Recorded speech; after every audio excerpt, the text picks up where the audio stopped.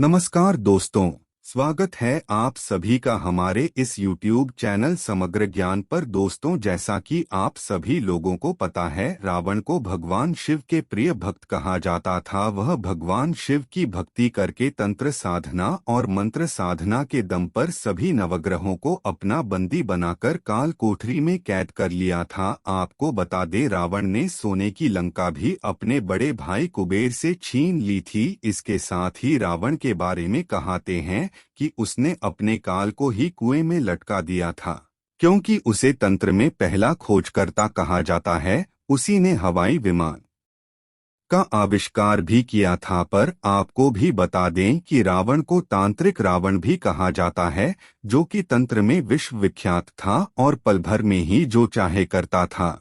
उसे माया पर विजय हासिल थी। यही कारण था कि वह हमेशा हंसता रहता था और उसके 10 सिर थे। इसी वजह से सामने वाले एम को अपने सिरों के जरिए से ऐसी माया रचता था कि सामने वालों की 10 दिशाएं ही बंद कर देता था। तो दोस्तों, आपको बता दें कि रावण ने जो बताए हुए कुछ खास उपाय है, इसको अगर आप करते हैं तो पैसों की कमी तो खत्म होगी ही, साथ ही इच्छाएं पूरी करने के लिए भी यह एकदम रामबाण और अचूक उपाय है। तो ध्यान से पूरी वीडियो को देखकर इस जानकारी को हासिल करें, पर उससे पहले वीडियो को लाइक करें, ले भगवान शिव को नमन करें। और अगर चैनल पर पहली बार आए हैं तो चैनल को सब्सक्राइब जरूर कर लें, जिससे आपको समय समय पर इसी तरह की जरूरी जानकारी मिलती रहे। तो दोस्तों, आपकी जानकारी के लिए बताते हैं, रावण के पास किसी भी तरह से धन की कमी नहीं थी, इसलिए भगवान शिव की भक्ति करने के लिए एक खास महल बनवाया था,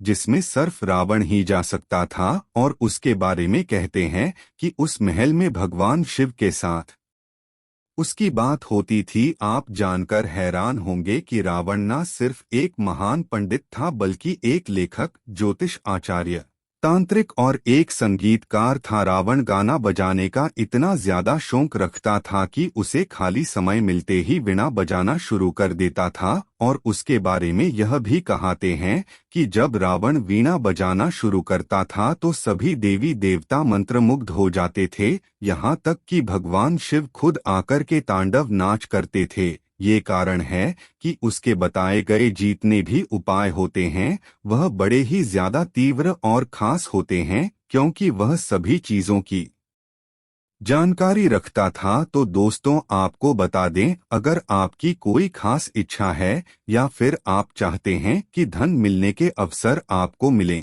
धन के सभी बंद रास्ते आपके जीवन में खुल जाएंगे, तो दोस्तों, इसके लिए आपको 2 अलग अलग काम करना पड़ेगा। एक इच्छा पूरी करने और दूसरी धन पाने के लिए करना है। पहले इच्छा पूरी करने के लिए आपको सिर्फ इतना करना है कि आपकी एक मुट्ठी में जितने चावल आते हैं, इस बात का ध्यान रखें कि चावल जिन पर कवर होता है उन्हीं चावलों का केवल इस्तेमाल करना है। वैसे चावल आपको नहीं लेने हैं जो छिले हुए होते हैं, जो घर में खाते हैं, उन चावलों का उपयोग आपको नहीं करना है। रोज एक मुट्ठी में जितने चावल आते हैं, अपने घर से मुट्ठी भर कर ले जाएं और इस मुट्ठी को मंदिर में जाकर भगवान शिव के शिवलिंग पर ही खोलना है।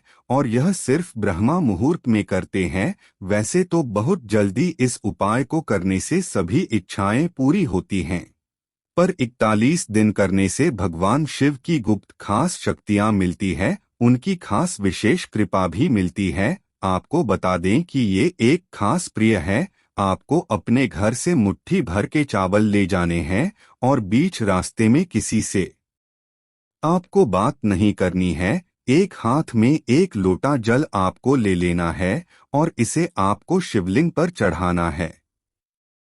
एक मुट्ठी चावल चढ़ाकर आप बस एक लोटा जल चढ़ा दें। ये संपूर्ण तंत्र उपाय है जो भगवान शिव की खास कृपा करवाता है, और इतना आसान है कि बस इसमें थोड़े डेडिकेशन की जरूरत पड़ती है। और ये डेडिकेशन भगवान शिव के भक्तों में देखने को जरूर मिलती है।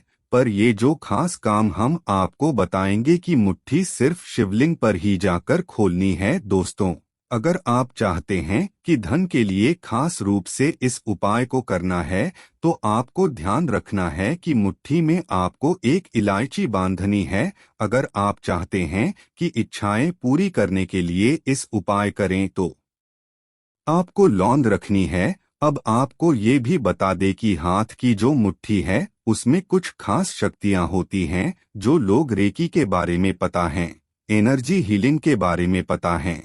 हाथ का इस्तेमाल करते हुए सामने वाले को हिल करते हैं, क्योंकि इंसान के शरीर में जितने चक्र हैं वह सभी चक्र उसके हाथ में होते हैं, बल्कि उसकी कुंडली के जितने भी घर हैं वे भी उसके हाथ में रहते हैं। इसलिए ऐसा कहते हैं कि ये सुबह उठते ही आपको अपने हाथों को देखना हक, क्योंकि हाथों को देखने से सभी देवी देवताओं के दर्शन आपको हो जाते हैं। दोस्तों, हमारे हाथों में जो लाइन होती है वह लाइन ही जीवन की दशा और दिशा फिक्स करती है। अगर आपके हाथों की लाइन उतनी मजबूत नहीं है तो आप अपने जीवन में चाहे कितनी भी मेहनत कर लें, आपको सफलता बिल्कुल भी नहीं मिलेगी। जबकि आपके हाथों की लाइन मजबूत है तो आपको सफलता निश्चित रूप से मिलेगी। इसके साथ ही जिनकी कुंडली में ग्रहों की स्थिति ठीक नहीं होती है, हाथ की लाइन कमजोर होती है, वे लोग तो सबकी मदद करते हैं,